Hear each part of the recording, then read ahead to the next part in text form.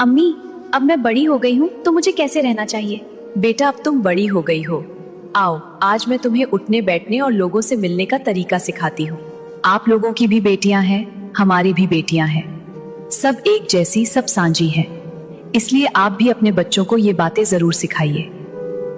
अम्मी, अगर कोई बाहर से आए तो मैं कैसे मिलूं?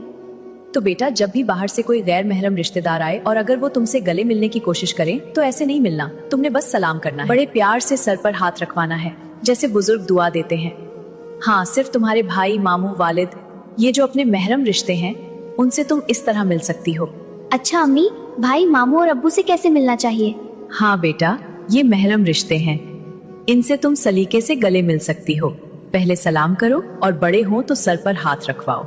याद रखो, रिश्ता चाहे कितना भी करीब हो, अदब हमेशा साथ होना चाहिए। अम्मी, बैठने का भी कोई तरीका होता है क्या? हाँ बेटा, जब भी बैठना हो, बैठने का भी एक सलीका होता है।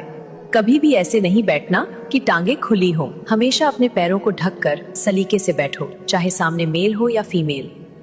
ये अंदाज इंसान को बहुत सोबर और शरीफ दिखाता है। अम्मी, कपड़ों में क्या ध्यान रखना चाहिए? चाहे आज का दौर कितना भी मॉडर्न क्यों ना हो, दोस्त कुछ भी कहे, तुमने परवाह नहीं करनी। तुम्हारी पूरी टांग ढकी हुई होनी चाहिए, बैठते वक्त भी, चलते वक्त भी। और बेटा, ये भी ध्यान रखना, तुम्हारा ट्राउजर या शलवार तुम्हारी पिंडलियों को पूरी तरह ढके। अम्मी, उठते वक्त क्या ध्यान रखना चाहिए?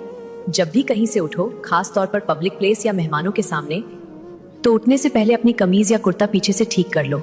ध्यान रखो कि कहीं से कपड़ा अटका हुआ ना हो। अगर जमीन से कोई चीज उठानी हो? सुनो बेटी, कभी भी सीधे कमर से झुककर मत उठाना। पहले अपना दुपट्टा अच्छे से कवर कर लो, फिर घुटनों मोड़कर आराम से बैठ जाओ। एक हाथ से गले को ढकते हुए साइड से चीज उठा लो। और याद रखना, दुपट्टा हटाकर या ऐसे झुककर कभी मत उठाना।